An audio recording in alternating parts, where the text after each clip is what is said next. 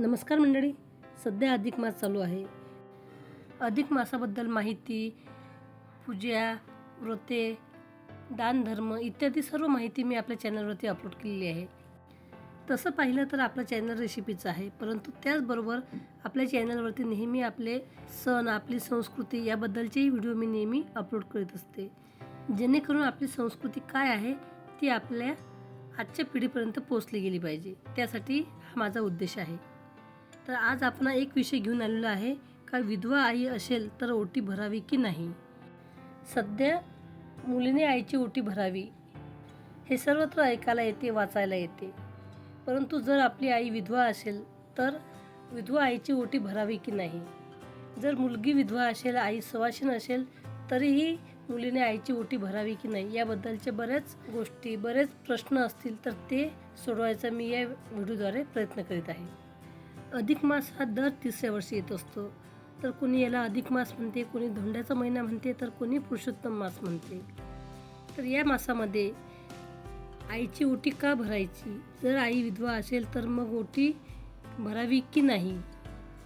तसेच ओटी कोणत्या दिवशी भरायची. ओटी भरताना ही चूक टाळा. कोणत्या चुका करणे अधिक मासामध्ये टाळावे हे सविस्तर माहिती आजच्या व्हिडिओमधून आपण जाणून घेणार आहोत. तर मैत्रिणींनो, व्हिडिओला सुरुवात करूया. अधिक मास हा भगवान विष्णूंना समर्पित असून हा महिना अत्यंत पवित्र आणि शुभ मानला जातो.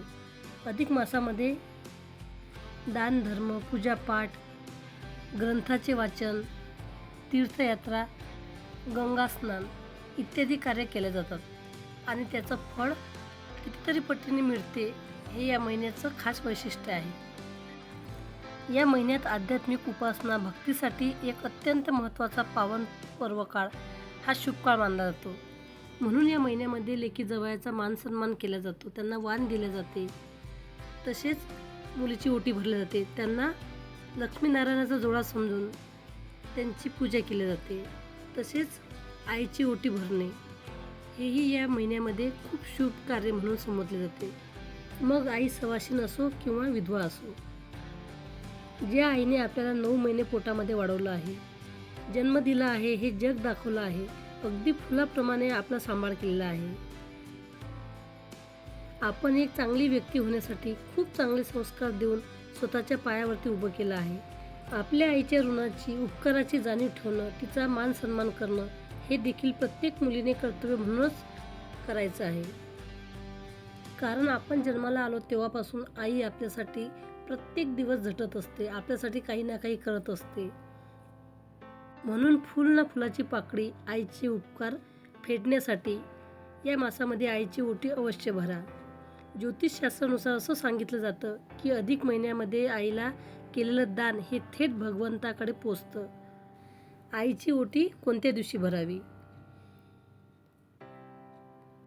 तसं बघितलं तर तुम्ही कुठल्याही दिवशी आईची ओटी भरू शकता, परंतु मंगळवार आणि शुक्रवार या दिवशी जर आपण ओटी भरली तर तो दिवस खूप पवित्र आणि पावन मानला जातो. कारण आपण देवीची ओटी देखील मंगळवारी किंवा शुक्रवारी या दिवशी भरत असतो.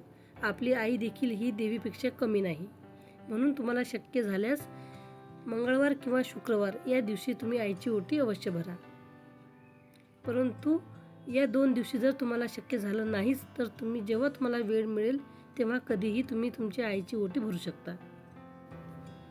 महत्त्वाची गोष्ट म्हणजे आई विधवा आहे तर मग आईची ओटी भरू शकतो का. तर आपल्या हिंदू धर्मामध्ये किंवा आपल्या भारतीय संस्कृतीमध्ये विधवा स्त्रियांना हळदी कुंकू लावलं जात नाही आणि त्यांची ओटीही भरल्या जात नाही. म्हणून याचा अर्थ असा नाही की तुम्ही तुमच्या आईसाठी काहीच करू शकत नाही, ओटी भरू शकत नाही. म्हणून काय झालं, आपल्या आईसाठी अधिक मासामध्ये आपण एक छानशी सुंदर आईच्या आवडीची वस्तू, आईच्या आवडीची साडी, एखादी भेटवस्तूही आपण देऊ शकतो. एखादी वस्तू आईला खूप प्रिय आहे तर ती वस्तू आपण आणून आपल्या आईला देऊ शकतो. आपल्या आईची आवड निवड आपल्याला माहीत असते, कारण प्रत्येक मुलगी ही आईची अगदी जवळची मैत्रीण असते. त्यामुळे आपल्याला आपल्या आईची आवड माहीतच असते. तर बघा, आई विधवा असेल तर आपण आईची ओटी भरू शकत नाही, पण तिला तिच्या आवडीच्या वस्तू नक्कीच आपण देऊ शकतो. आईला पाटावर बसून आपण त्या वस्तू आईला देऊ शकता. आईला नमस्कार करू शकता, आईला पेढा किंवा मिठाई देऊन आईचा गौरव करू शकता. कारण आईने आपल्यासाठी आयुष्यभर खूप काही केलेलं असतं. तिच्याबद्दलची थोडीशी कृतज्ञता व्यक्त केलीच पाहिजे. कारण विधवा होणं हा काही शाप नाही. एखादी मुलगी विधवा आहे, आई सौभाग्यवती आहे आणि त्या मुलीला आपल्या आईची ओटी भरावीशी असं वाटत आहे, तर मग काय करावं? तर बघा, अधिक महिन्यामध्ये जर तुम्हाला खूप इच्छा असेल तुमच्या आईची ओटी भरायची आणि तुम्ही विधवा असाल आणि आई सौभाग्यवती आहे, मग अशा वेळी तुम्ही आईची ओटी तुम्ही स्वतः भरू शकत नाही. जर तुमची मुलगी असेल किंवा तुमची मोठी बहीण असेल, छोटी बहीण असेल, त्या सौभाग्यवती असतील किंवा तुमची मुलगी अविवाहित असेल किंवा विवाहित असेल आणि तुमची एखादी जाऊबाई असतील, त्यांच्या हातूनही तुम्ही तुमच्या आईची ओटी भरू शकता. मग अशा वेळी काय करायचं, तर तुम्ही आईसाठी ओटी भरण्यासाठी जे काही सांगितलेलं साहित्य आहे, ते ओटीसाठी सर्व साहित्य स्वतःच्या खर्चाने तुम्ही आणायचं आहे आणि त्यांच्याकडून तुम्ही तुमच्या आईची ओटी भरू शकता. जरी तुम्ही तुमच्या स्वतःच्या हाताने आईची ओटी भरली नाही, तरीही तुम्ही आईला पाटावर बसून आईला साखर भरू शकता, आईचा आशीर्वाद घेऊ शकता, आईचं दर्शन घेऊ शकता. आईचा आशीर्वाद घेणं हे अत्यंत महत्त्वाचं काम आहे. आपली आई देवापेक्षा कमी नाही. तर अधिक मासामध्ये तुम्ही एवढं नक्की करू शकता. सौभाग्यवतीची जर तुम्हाला ओटी भरायची असेल, तर त्या ओटीमध्ये काय काय साहित्य घ्यायचं आहे, काय वस्तू घ्यायची आहे, तर ते सविस्तर जाणून घेऊया. तर तुम्हाला तांदूळ, खण, नारळ, ब्लाऊज पीस, सुकामेवा, सौभाग्याच्या वस्तू, हळदी कुंकवाचा करंडा, गजरा, हळदी कुंकू, हिरव्या बांगड्या, कंगवा यासोबत तुम्हाला काही गोड मिठाईसुद्धा द्यायची आहे. मुलीच्या ओटीमध्ये तुम्हाला नारळ, खण, तांदूळ, लेकरूवाळं, हळकुंड, सुपारी, खारी, खोबऱ्याचा तुकडा, 1-2 फळं या वस्तू ओटीत आपल्याला द्यायची आहे. या मासात प्रत्येकी 33 पदार्थ दिले जातात, जसे की अनारसे, रुपये, फळं, मिठाई हे 33च्या स्वरूपामध्ये दिले जातात. आईला नमस्कार करून आईच्या अखंड सौभाग्यासाठी, उत्तम आरोग्यासाठी, सुखी संसारासाठी, आपल्या आईच्या दीर्घ आयुष्यासाठी, सुखी आयुष्यासाठी देवाकडे आपण मनापासून प्रार्थना करायची आहे. दुसरा प्रश्न म्हणजे आईची ओटी फक्त विवाहित मुलगीच भरू शकते का? बिना लग्नाची मुलगी असेल तर ती आईची ओटी भरू शकते का? तर अधिक मासामध्ये म्हणजे धोंड्याच्या मासामध्ये आईची ओटी विवाहित किंवा अविवाहित मुलगी ओटी भरू शकते. अधिक मासामध्ये एक महत्त्वाची वस्तू आईसाठी आवर्जून द्यायची आहे, ती म्हणजे हिरव्या रंगाच्या बांगड्या. तर हिरव्या रंगाच्या बांगड्या आईला आवर्जून द्यायच्या आहेत. जर तुम्हाला हिरव्या रंगाच्या बांगड्या देणं शक्य झालं नाही, तर आईला तुम्ही बांगड्या भरण्यासाठी थोडेफार पैसेही देऊ शकता. तर मैत्रिणींनो, हा व्हिडिओ तुम्हाला कसा वाटला ते कमेंट करून नक्की कळवा. आणि व्हिडिओ आवडला असेल तर व्हिडिओला लाईक करा, कमेंट करा आणि कमेंटमध्ये आईबद्दल अवश्य लिहा.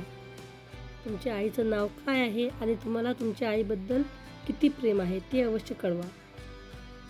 चॅनलवर नवीन असाल तर चॅनलला सबस्क्राईब करा, बाजूला घंटेचं बटन असते त्याच्यावर देखील क्लिक करा, जेणेकरून जेही व्हिडिओ मी यापुढे अपलोड करेल त्याची माहिती म्हणजेच नोटिफिकेशन तुमच्या मोबाईलवरती लगेच येईल आणि माझे येणारे पुढील व्हिडिओ तुम्ही न मिस करता सहज बघू शकाल. व्हिडिओ आवडला असेल तर आपल्या मैत्रिणींना अवश्य शेअर करा. व्हिडिओ शेवटपर्यंत पाहिल्याबद्दल तुम्हा सर्वांचे मनापासून खूप खूप धन्यवाद.